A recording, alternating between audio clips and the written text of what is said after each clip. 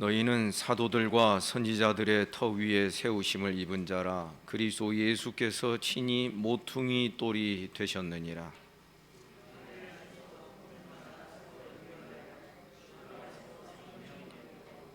다 같이 너희도 성령 안에서 하나님이 거하실 초소가 되기 위하여 그리스도 예수 안에서 함께 지어져 가느니라. 아멘. 창조 때부터 하나님의 관심은 교회에 있었습니다. 이 세상을 창조하신 이유와 목적이, 또 죄인들을 구속하시고 하나님의 자녀가 되게 하신 이유와 목적이 요한계시록 21장에 기록되어 있는 거대한 하나님의 나라의 완성체인 성전을 건축하는 것이었습니다. 그래서 우리는 이렇게 말합니다. 하나님은 거대한 건축자이시다. 에덴 동산에서부터 시작된 이 하나님의 나라 이야기가 결국은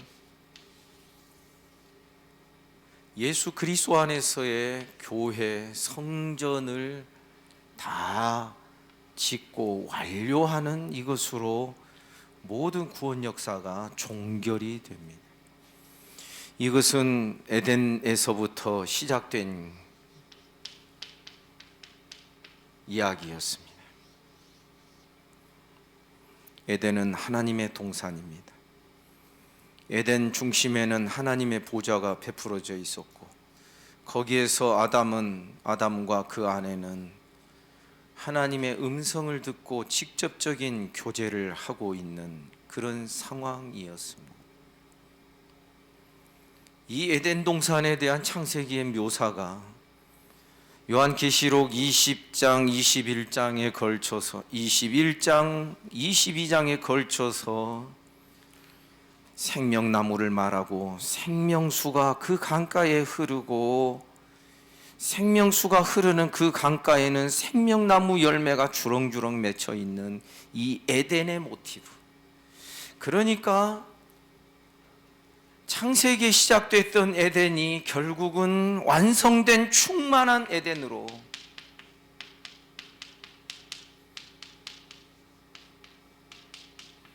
묘사되고 있는 그런 공통점을 우리가 생각을 할 때에 하나님의 창조부터 완성에 이르는 이 거대한 시작부터 마지막 끝까지의 목적이 바로 이 에덴과 관련이 있다라는 것을 우리는 분명히 깨닫게 되는 것입니다.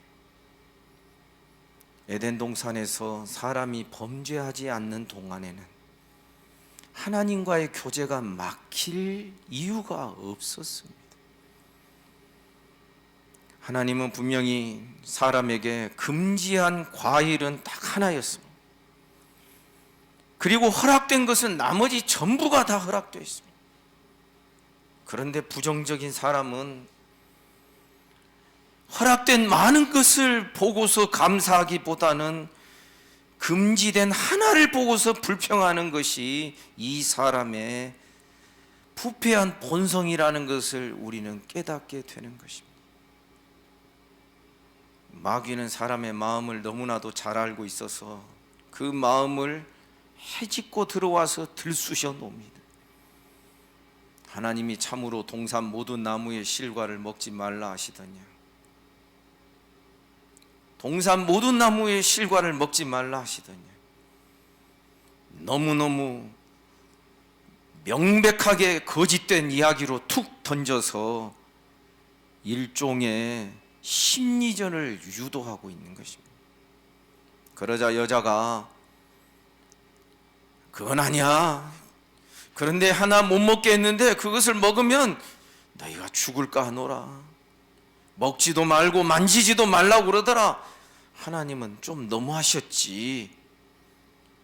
사람은 허용된 것 많은 것보다 금지된 것 하나에 그렇게 신경을 쓰는 이유는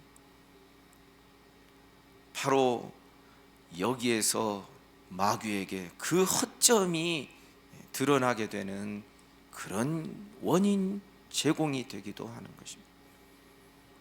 결국 여자가 선악과를 따먹습니다. 그리고 자기 남편에게 줍니다. 그렇게 해서 마귀는 그 모든 계획을 성취했습니다. 그리고 에덴이 파괴됩니다. 하나님은 에덴의 동편으로 사람을 쫓아내셨습니다. 쫓아내는 이유가 죄를 지어서 그러기도 하지만 직접적으로 말씀을 드리면 이 사람이 선악을 아는 일에 우리 중 하나같이 되었다. 그래서 이제는 생명나무를 따먹지 못하도록 금지해야 된다라고 말씀합니다. 우리 중 하나 거기에서 어떤 주석가들은 삼위일체 하나님의 그 교리를 거기에서 끄집어낼 수 있다. 우리라고 하는 것이 삼위 하나님의 복수적인 표현이다. 이렇게 주석하고 해석하는 것은 옳지 않은 것입니다. 도대체 어떤 지식이길래 이런 방식의 지식이 생명나무에서부터 끊어질 수밖에 없었는가? 이 부분에 대하여 제가 이전에 설교를 몇 번 한 적이 있습니다. 아직까지는 욥기에 이르는 동안, 욥기 보시면 아시지요? 하나님의 보좌 앞에 쭉 도열하여 있는데 하나님의 아들들도 있지만 그 사이에 누가 끼어 있습니까? 사탄이 끼어 있습니다. 이 하나님의 보좌 앞에 끼어 있는 이 사탄처럼 선악을 아는 지식을 가진 자는 생명나무에 접근할 수 없는 것이죠. 왜 선악을 알게 하는 나무의 열매라고 말씀하셨을까? 우리에게는 선악을 아는 것이 금지되어 있는 것인가? 아닙니다. 지극히 선한 것을 분별하라 그러셨으니 선이 무엇이고 악이 무엇인지를 알 수 있는 그러한 은혜가, 그런 자유가 우리 모든 사람들에게는 허용이 되어 있는 것입니다. 그런데 여러분 아시기를 바랍니다. 선악을 아는 방식의 이 세상엔 두 가지가 있습니다. 그 첫 번째가 하나님처럼 선악을 아는 것입니다. 하나님은 선이 무엇이고 악이 무엇인지를 불꽃 같은 눈으로 다 꿰뚫어 보십니다. 그러나 한 가지 분명한 것은 하나님은 선이 무엇이고 악이 무엇인지를 아시면서도 결코 악을 행하지 아니하시는 하나님이신 줄을 믿습니다. 그분은 지극히 선하신 분입니다. 그러니까 지식을 가지고 선하게 사용하는 것이고 능력을 선하게 사용하여 다른 사람을 유익하게 하고 다른 사람을 섬기는 방식으로 그 힘을 사용하시는 그 하나님의 선하심이 성경 곳곳에 기록되어 있지 않습니까? 하나님처럼 지식하는 방식이 사람을 살리는 것이고 이것이 우리를 생명에 이르게 하는 것입니다. 우리는 자꾸 지식적인 신앙을 경계하기 때문에 지식 그 자체를 우리는 잘못 판단하면 곤란합니다. 그리스도 예수를 아는 지식에서 자라가라. 아멘입니까?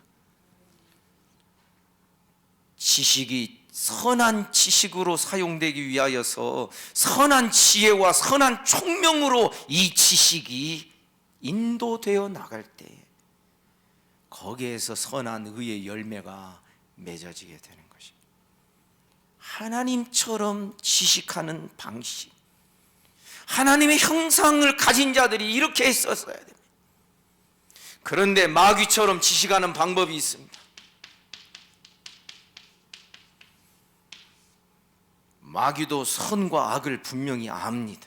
하나님의 뜻과 하나님의 계획에 대하여서도 사람보다 더 잘 압니다. 그런데 마귀는 어떻게 해요? 선이 무엇이고 악이 무엇인지를 알면서도 도무지 선을 행할 마음도 없고 능력도 없는 것입니다. 하나님은 에덴 동산에 그 선악을 알게 하는 나무의 열매가 맺어지는, 선악과가 맺어지는 그 나무를 중심에 두고서 사람에게 선택하게 하신 것입니다. 네가 하나님처럼 지식하는 그 지식의 길을 걸을래? 선이 무엇인지 악이 무엇인지 알면서 악을 행하지 아니하고 선을 행하는 그쪽을 네가 선택하여 살래? 아니면 선과 무엇이 악이 무엇인지 알면서도 선은 행하지 않고 악을 행하는 그쪽으로 네가 선택하며 살래? 만약 그 악한 쪽을 선택하게 된다면 너는 하나님을 거절하고 이 선악과를 따먹은 것이 될 텐데, 그때는 너희가 반드시 죽고 또 죽으리라. 히브리 성경에 보면 강조법으로 동사의 다른 형태가 같은 동사인데 그 동사의 태가 다르게 두 번이나 반복해서 기록되어 있는 것입니다. 사실 이것이 이 세상의 두 갈래를 지금 이루고 있다라고 우리가 말할 수 있습니다. 어떤 사람은 굉장히 똑똑합니다. 그리고 아주 명석합니다. 그런데 그것을 자기를 위하여 씁니다. 다른 사람을 꼼짝 못하게 하는데 그것을 사용합니다. 이건 뭡니까? 악한 것입니다. 그러나 때로는 어떤 사람은 어떻게 해서든지 사람을 이해하려고 그러고 사람을 품으려고 그러고, 여러분 요즘의 정치판을 보면 완전히 이것은 점입가경이죠. 점점 더 흠집내야 되고 비난해야 되고 항변해야 되고 자기를 변호해야 되고, 돈 싸질머지고 와서 제발 대통령 후보로 좀 나와 주십시오 한다 할지라도 우리 같은 사람은 도무지 못할 짓들이지. 어쩌면 나중에 우리 중에 혹시 우리 자녀 중에 대통령 후보로 나갈 그런 사람이 있을지 모르는데 아무도 아멘 안 하시네. 그때는 이렇게 해봤으면 좋겠어요. 남 이야기는 아무것도 하지 마. 다른 사람의 약점과 허물은 이야기하지 마. 그냥 정책만 이야기하고 앞으로 어떻게 하겠다 이것만 계속 이야기를 하고. 그러면 우리나라가 아직은 소망이 있을 때라면 그 사람이 대통령이 됩니다. 사랑하는 여러분, 온 세상이 지금 헝클어진 이유는 선과 악을 무엇이 옳고 그르냐 하는 그것을 사용하는 방식이 이 두 갈래로 갈라져 있습니다. 야고보 사도는 말합니다. 여기 마귀처럼 하는 이 지혜가 있는데 이것은 땅에서 난 지혜다. 이것은 마귀적이고 악하고 정욕적인 지혜다. 이런 지혜가 펼쳐지는 곳에는 항상 다툼이 있고 항상 시기가 있고 소란한 것만 있을 뿐이다. 그러나 위로부터 난 지혜, 하나님으로부터 주어지는 지혜, 첫째는 성결하고, 아멘입니까? 방식이 다른 것입니다. 제가 왜 이 이야기를 하냐면 에덴 동산이 허물어지게 되는 결정적인 갈림길을 제가 지금 보여드리고 있는 것입니다. 이것은요, 나중에 주님의 교회가 허물어지게 되는 그런 하나의 그런 이 잣대가 되고 하나의 기준점이 되기 때문에 드리는 말씀입니다. 교회가 어디에 속한 이야기가 더 힘을 얻는 교회냐? 대가성 기도의 기간 동안 우리 온 교회가 그렇게 많은 숫자는 아니지만 사력을 다해서 주님께 부르짖고 기도하고 있습니다. 그럴 때 제가 이런 기도 제목을 내놓은 것이 몇 번 있습니다. 하나님, 우리에게 분별력을 허락해 주세요. 말이 다 말이 아닙니다. 논리가 다 논리가 아닙니다. 그것을 어떤 마음으로 어떤 자세로 사용하는, 자기를 방어하고 상대방의 약점을 들추어내는 방식으로 이 지혜가 사용된다면 우리는 주님의 교회를 허물어뜨리는 그 역할을 자기도 모르게 할 수밖에 없는 것입니다. 어쨌든 이 에덴의 동쪽으로 하나님이 사람을 쫓아내시고 여기에 그룹 천사로 딱 막아 서게 하십니다. 죄가 있는 상태로는 에덴에 들어올 수 없도록 하는 것이죠. 그런데 이 구조가 이전에 제가 몇 번 계속해서 설명을 많이 드렸습니다. 성막 그리고 성전으로 계속 이어집니다. 성막과 성전, 성막은 텐트식입니다. 이동식입니다. 그래서 막 걷어서 텐트로 걷어가지고 가다가 언약궤가 딱 자리 잡으면 거기에 이제 지성소, 성소 뭐 이런 그 성막이 딱 쳐지고, 성막을 중심으로 해서 동서남북 이 사방으로 세 지파씩 4, 3, 12에서 12지파가 자리 잡게 됩니다. 이 자체가 성막 중심, 성소 중심, 거대한 구약교회. 스데반의 설교에 의하면 사도행전에 보면 구약시대의 광야교회라는 표현을 쓰고 있습니다. 교회입니다. 에클레시아, 부르심을 받은 자들입니다.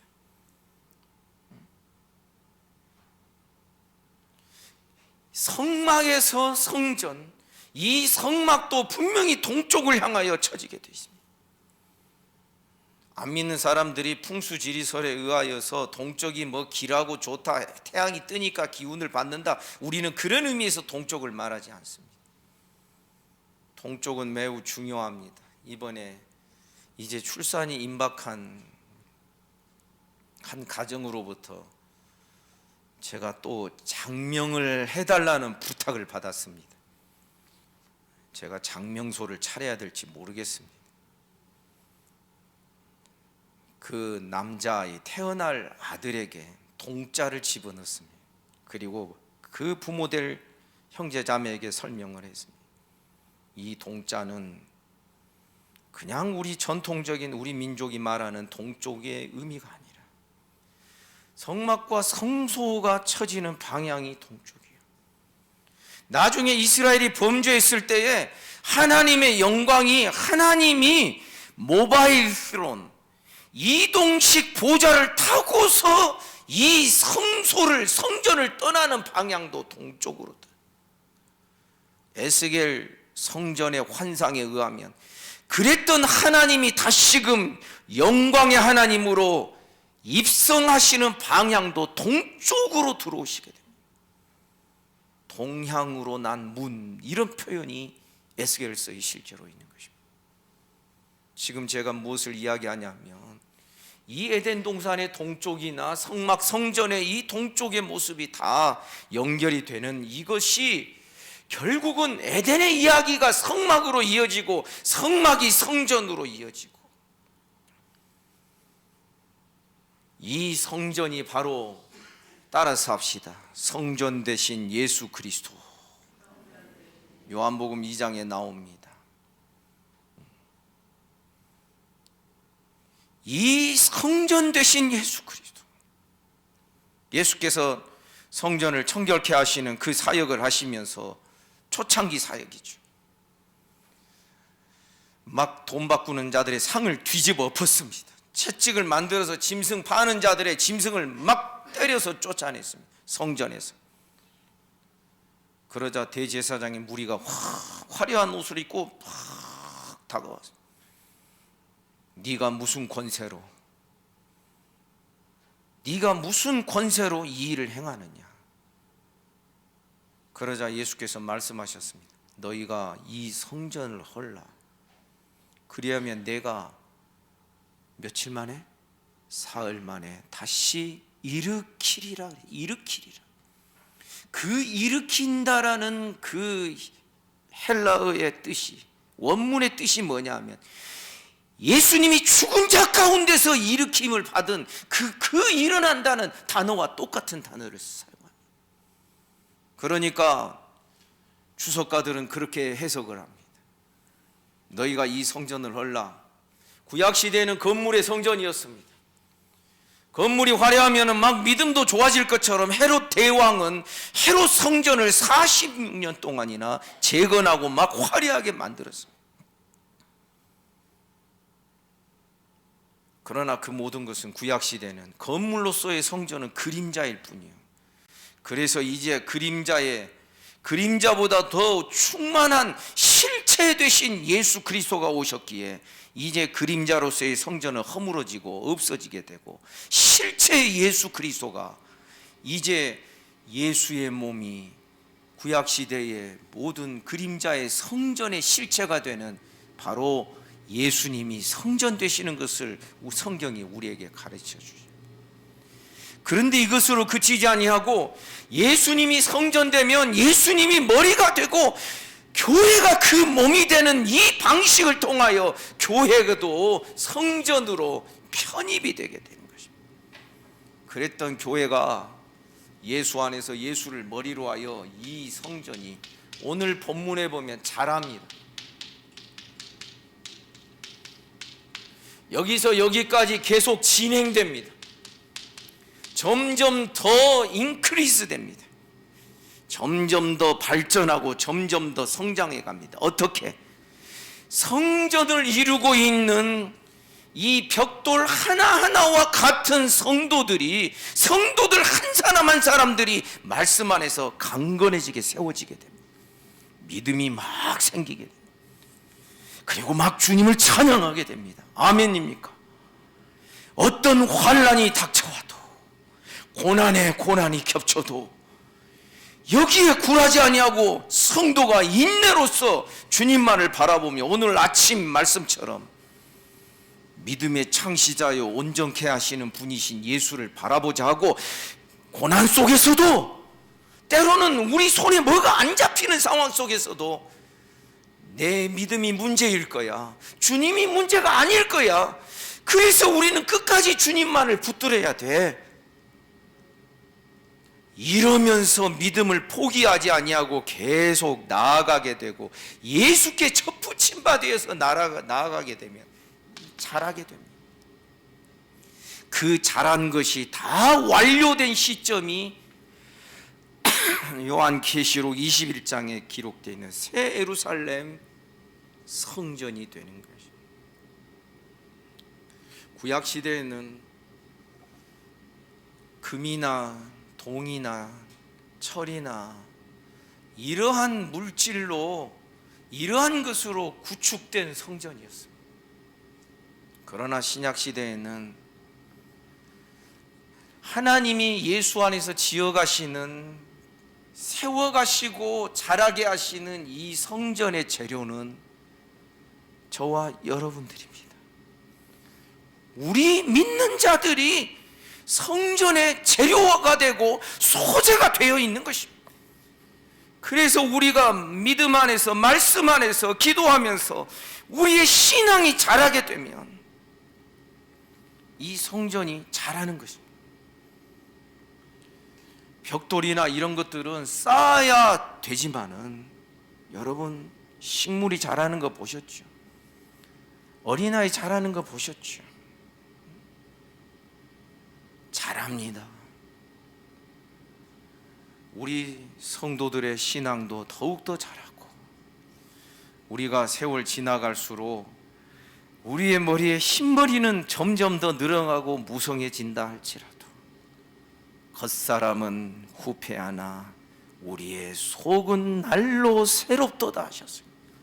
여러분 믿으십니까?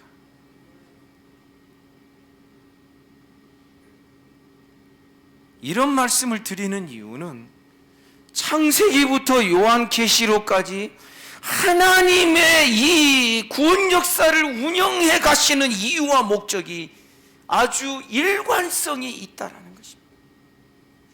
특히 요한계시록 쪽에 보면 교회가 환난을 당합니다.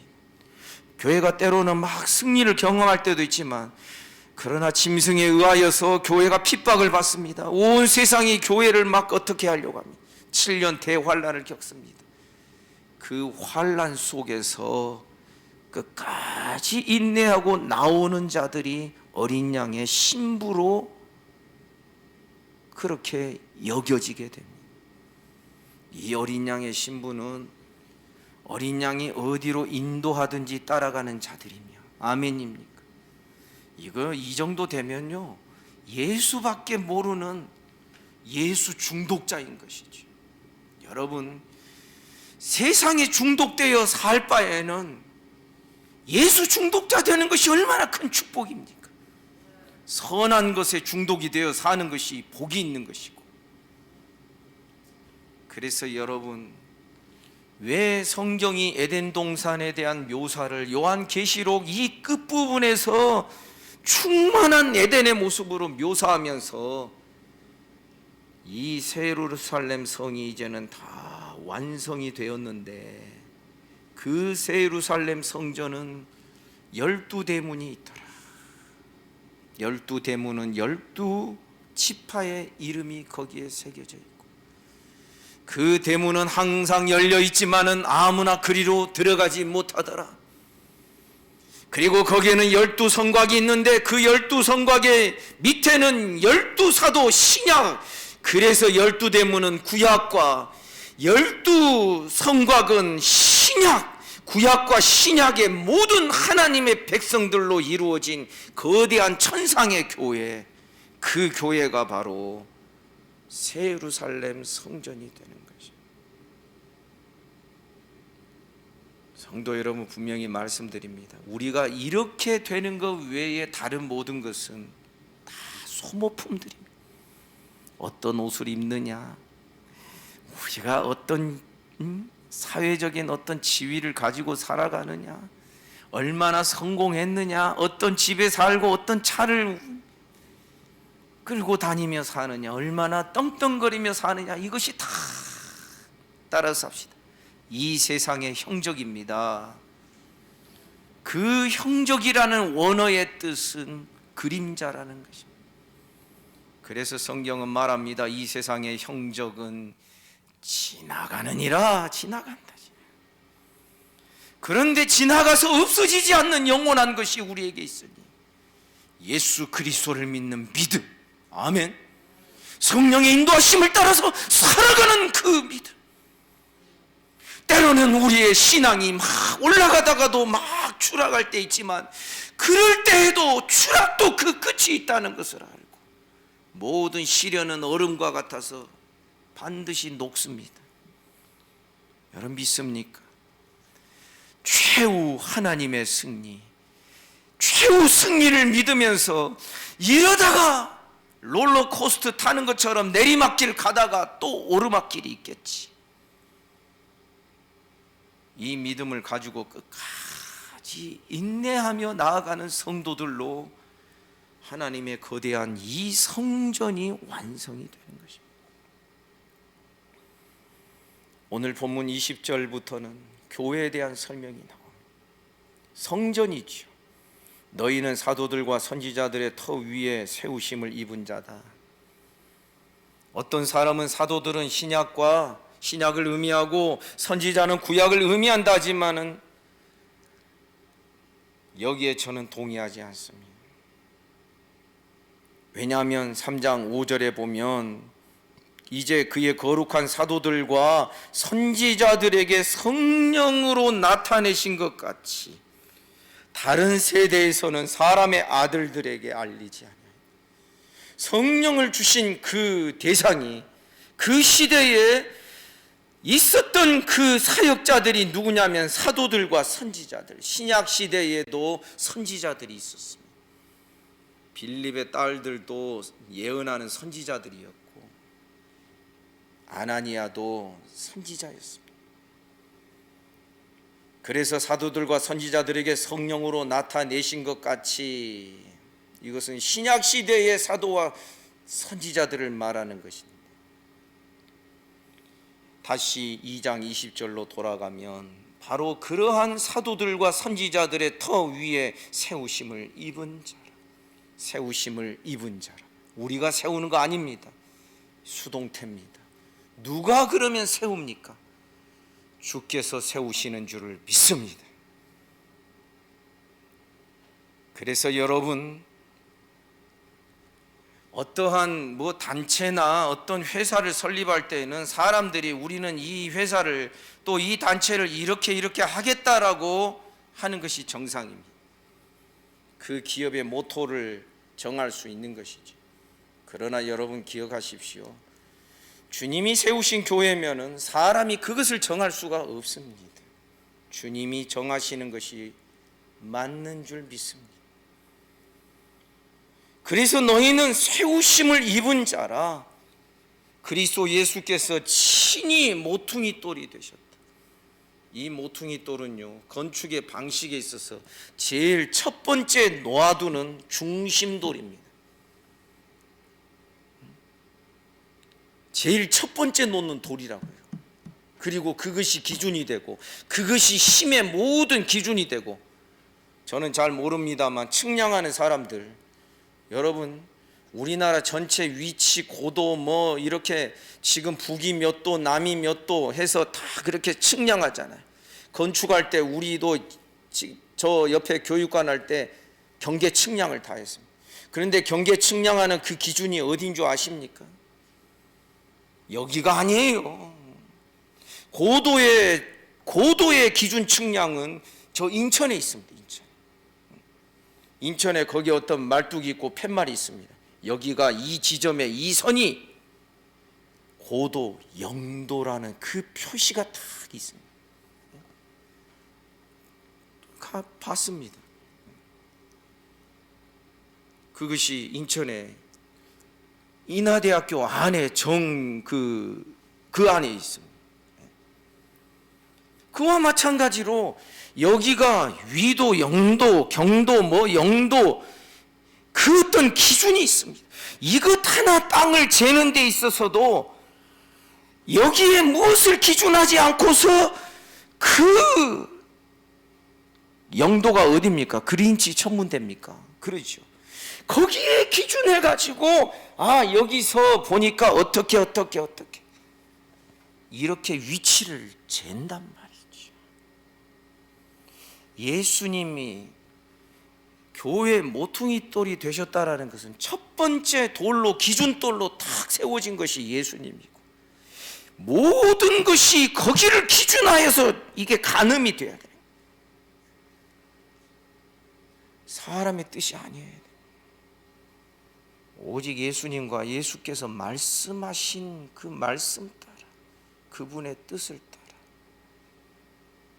기준이 되지 않으면 결국은 우리는 우리 나름대로 교회를 세운다고 이렇게 허겁지겁 했는데 결국은 나중에 나 모른다. 주님이 그러시게 된다면 얼마나 억울한 노릇이겠습니까? 더군다나 이 모퉁이 돌은 베드로전서 2장 7절에 보니 건축자들이 버린 돌이라 그랬습니다. 어떤 건축자들, 성전 건축이 아니라 자기 세상 건축하는 자들에게는 예수님이 얼마나 걸림돌이 되겠습니까? 그래서 복음서에 보면 그러죠. 예수님을 어느 날 잡아 죽이려고 하잖아요. 낭떠러지에서 밀어서 떨어뜨려 버리려고 하잖아요. 요한복음에. 그러니까 자기 세계를 구축하고 자기 왕국을 구축하는 자들에게는 예수님이 용인하지 않습니다. 이거는 불편합니다. 여러분, 복음이 얼마나 어떤 사람에게는 불편한 줄 아십니까? 왜? 죄인이라고 그래요. 우리는 소망이 없다라고 자꾸 복음이 말하죠. 근데 여기까지만 딱 들으면은 우리는 굉장히 기분 나빠합니다. 그러나 로마서나 복음이 그 다음에 우리를 어디로 인도하는지를 보게 되면 왜 우리가 틀렸다라고 복음이 말하고 죄인이라고 말하고 있는지를, 거기에 담아져 있는 하나님의 은혜를 우리는 알 수 있는 것이. 사랑하는 여러분, 교회는 모든 기준이 예수님입니다. 우리 남자분들 군대 가서, 군대 안 갔어도 학교에서 체육 시간이나 여자분들도 그런 경험 있을까요? 너 기준. 그러면 좌우로 정렬, 누구를 기준해가지고 그 사람은 안 움직이는 거예요. 기준점은 안 움직이는 거예요. 특징. 절대 옮겨서도 안 되는 거예요. 기준이 움직여버리면 전체가 다 흐트러지니까. 예수님은 우리의 기준이 되는 줄 믿습니다. 우리가 철저히 닮아가고 철저히 모방해야 될 기준점이 바로 우리 주 예수 그리스도이십니다. 그런데 이것이 어떤 사람에게는 내 집을, 내 왕국을 만들고 인간 왕국을 만들고 바벨탑을 쌓고자 하는 그런 자들에게는 너무 불편한 거예요. 그래서 자기 집 건축하고 인간의 왕국을 건축하려고 하는 자들은 예수님을 버린 거예요. 십자가에 버린 거예요. 십자가에 매달아 죽이라고 그렇게 한 거예요. 소리를 지른 거예요. 그런데 이런 건축자들이 버린 돌이 우리와 같은 사람에게는 보배로운 산돌이 되시는 예수님. 아멘입니까? 왜? 우리는 인간 왕국을 건설하려고 하는 자들이 아니라 하나님이 중심이 되는, 하나님이 인정하시는 생명의 그 나라를 세워가려고 하는 자들이니까. 이런 자들의 눈으로 보면은 다른 사람에게는 에이 하고 버릴 것이 될지 모르지만 우리에게 너무나도 소중한 것이 돼요. 예수께서 친히 모퉁이 돌이 되셨다라는 이 표현 속에 성경 다른 곳에서 막 이렇게 저렇게 말하고 있는 그 내용이 이런 것입니다. 건축자들의 버린 돌이 너희에게는 요긴한 모퉁이 돌이 되었다. 그렇게 해서 21절 그의 안에서, 예수 그리스도 안에서 건물마다 서로 연결하여 주 안에서 성전으로 되어가고, 원문에 보면 되어가고가 뭐냐면 인크리스한다. 점점 더 증가되고 점점 더 자라고 성장해간다. 어떻게? 주 안에서. 어떻게? 건물마다 서로 연결하여. 여러분, 우리의 교회로는 개인주의적인 신앙을 완전히 배격해야 됩니다. 왜냐하면 연결되어 있는 이 개념이 바로 교회론의 아주 중요한 요소가 되어 있다. 바울 사도가 고린도전서 12장에서 은사에 대하여 말할 때에도 교회론을 사용합니다. 12장, 14장 말할 때에 너희 중에 손이 아프다 하면 발이 손을 필요 없다 하거나, 혹은 반대로 손이 발을 필요 없다고 하거나, 그렇게 뭐가 있느냐? 다 요긴하지 않냐? 그래서 어떤 때는 약해 보이는 것이 때로는 아주 요긴하게 사용되는 것이 사람의 몸 아니더니, 여러분 눈이 얼마나 약합니까? 저도 한번 어지럼증이 오면은 막 눈에가 막 뭔가 이렇게 어두운 막 그것이 막 이렇게 막 누르는 것 같아요. 그런 거 경험할 때마다 아휴, 우리 박 장로님이나 또 다른 분, 눈 아프신 분, 우리 권사님이나 다른 장로님들 얼마나 불편할까? 이런 생각을 하지 않을 수가 없습니다. 눈이 얼마나 약합니까? 조금만 신경 써서 뭘 하면은, 이전에 그랬습니다. 어떤 성도가 이제 우리 교회 그만 나오겠다 그래서 제가 이제 원리적으로 쭉 이야기를 하고 그랬죠. 근데 그때가 제가 몸이 너무 안 좋을 때였습니다. 그래서 그러고 났는데 그 다음날 보니까 눈이 한쪽이 이 핏줄이 터져버렸어요. 그래가지고 민간요법을 쓰면서 한 일주일 가더라고요. 일주일. 눈이 연약한 것 같으나 눈이 침침하고 불편하면 온몸이 찝찝해져. 사랑하는 성도 여러분, 우리는 개인주의적인 신앙을 추구하지 마시기를 주님의 이름으로 축복합니다. 따라서 합시다.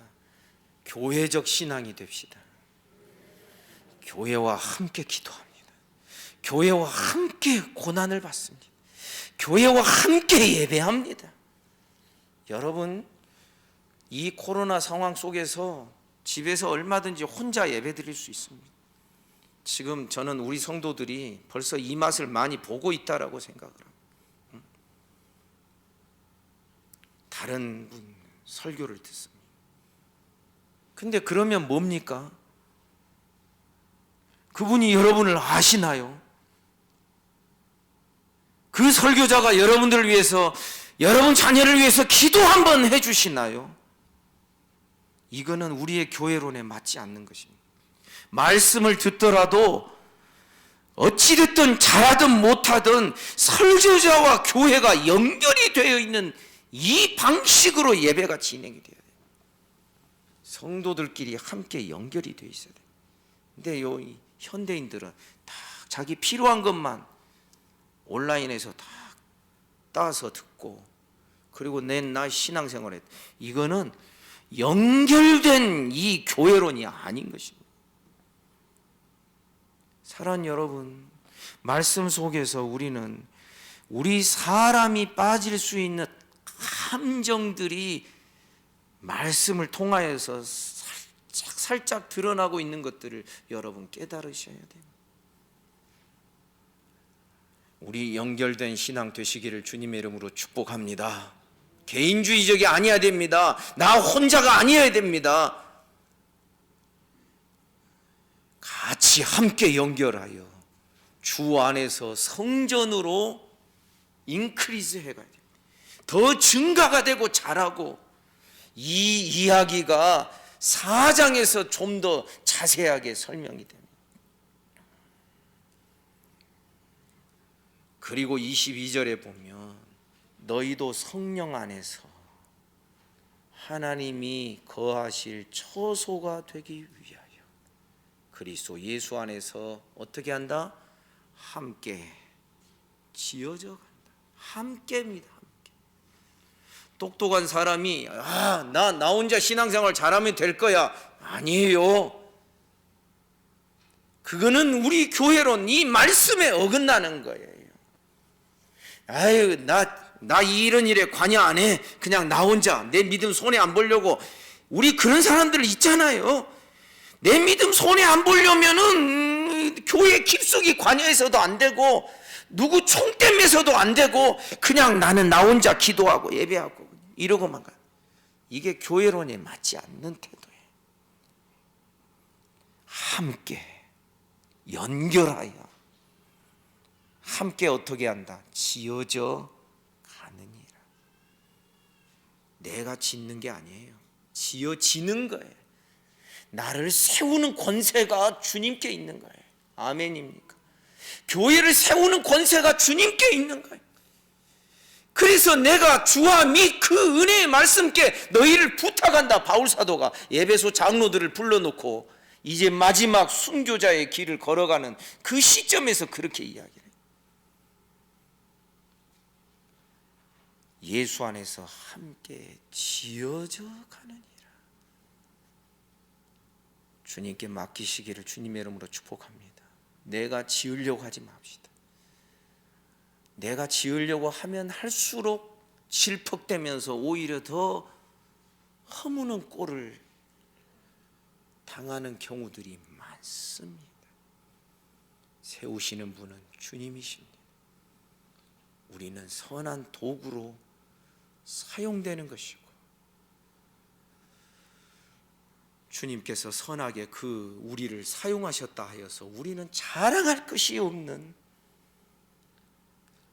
우리는 은혜의 빚진 자라는 사실을 우리는 잊지 말아야 하는 것입니다.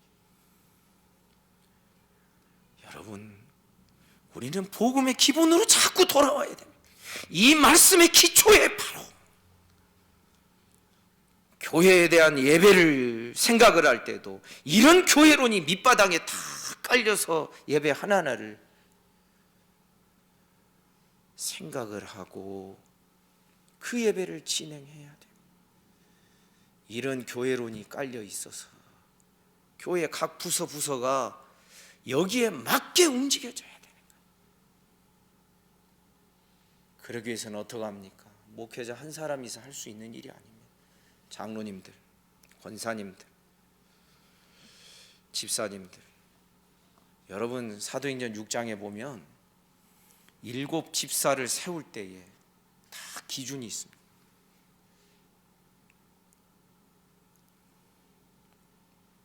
성령의 지혜와 그 능력이 충만한 사람을 택합니다. 사회적으로 어떤 사람을 택하지 않습니다. 여러분 우리 교회도 교육관계 이런 분들 계십니다만,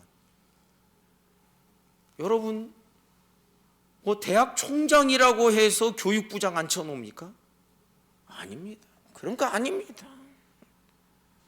교회는 따라서 합시다. 교회는 교회입니다. 교회와 세상을 자꾸만 연결시켜서 세상에서 교육 관계에 종사하고 있는 사람이 교회 교육도 잘할 것 같다고 생각하는 거, 이거 큰 오산입니다. 이건 다른 문제인 것입니다. 영과 육의 다른 것만큼이나 섞일 수 없는 것이, 교회는 세상과 섞일 수가 없는 것입니다. 사랑하는 여러분, 오늘 말씀을 통하여 시간이 부족할 수 있습니다. 여기에서 쭉 추출되는 진리와 그 원리들, 우리가 함께 연결되어 지어져 가고 있는데, 이런 거라든지 이것이 우리들의 삶에 그대로 교회 생활에 적용이 됐을 때 누가 기뻐하시겠습니까? 교회 머리가 되시는 주님이 기뻐하시는 줄 믿습니다. 사랑하는 여러분, 우리가 사람이 평안해하고 사람이 기뻐하는 그런 교회, 우선적으로 그 생각하면 곤란합니다. 그건 그 다음의 문제입니다. 먼저는 주님이 기뻐하시는가, 이것이 주님의 뜻에 맞는가, 그리고서 우리가 그 주님의 뜻에 맞춰가도록 나를 쳐서 복종시킬 때에 그때에서야 우리가 마음에 평안이 있게 됩니다. 언젠가 말씀드렸죠. 샬롬 평화는요, 절대 내가 주인 되고 내가 대장 된 사람에게 내 마음 맞춰주면 평안하다, 이거 아니라고 그랬습니다. 평화와 평강은 무엇을 통하여 전리품으로 획득한다? 영적 전쟁을 치러야, 전쟁을 한바탕 치러서 승리했을 때에 얻는 것이 전리품인데, 승리의 전리품으로 얻는 것이 평화라. 여러분 믿습니까? 그래서 예수께서 말씀하셨다고 제가 이야기했습니다. 내가 세상에 화평을 주러 온 줄로 아느냐? 먼저는 화평이 아니라는 거예요. 하늘에는 기쁨, 하늘에는 기쁨이요, 땅에는 평화. 여러분, 그 땅의 평화를 주시기 위해서 예수께서 어떤 영적 전쟁을 치러서 비로소 평화가 우리에게 주어졌는지를 우리는 알아야 되는 거예요. 그냥 그 본문만 따와가지고 평화라고 그랬는데 왜 평안이 없지? 이러면 곤란하다는 것이죠. 교회는 교회에만 적용되는 원리가 있고, 교회는 교회에만 소용되는 이 방식들이 특별하게 있다라는 것을 여러분 아셔야 됩니다. 과연 이렇게 하는 것이 우리가 교회를 잘하게 하는 것일까? 이렇게 하는 것이 예수 안에서 함께 연결되어 지어져가는 방식일까? 이 부분에 대한 심각한 고민이 없고 깨달음이 없다면 우리는 많은 시행착오를 더 겪어야 될지 모르는 것입니다. 말씀 맺습니다. 너희가 하나님의 성전인 것과 하나님의 성령이 너희 안에 거하시는 것을 알지 못하느뇨 그랬습니다. 고린도전서 3장 16절에만 있는 그 구절 그 다음에 보면, 누구든지 이러한 하나님의 성전을 더럽히면 하나님이 그 사람을 멸하시리라 그랬습니다. 하나님께서 심혈을 기울여서 세우신 교회입니다. 독생자의 피가 뿌려졌습니다. 이런 교회를 회파하고 허무를 때 하나님이 그 사람을 옳다 하실 수가 없을 것입니다. 그러나 저와 여러분 우리 모두는 함께 연결됩시다. 함께 지어져 갑시다. 교회 머리가 되신 예수 그리스도로부터 4장에 보면 나옵니다. 그 머리에서부터 각 마디마디까지 쫙 뻗쳐가면서 이 몸이 스스로 저절로 자란다라고 말하고 있습니다. 주님을 바라봅시다. 그리고 주님께로부터 공급받는 법을 배웁시다. 주님의 지혜와 주님의 안목을 우리가 배우고 깨달을 수 있기를 주님의 이름으로 축복합니다. 기도하겠습니다.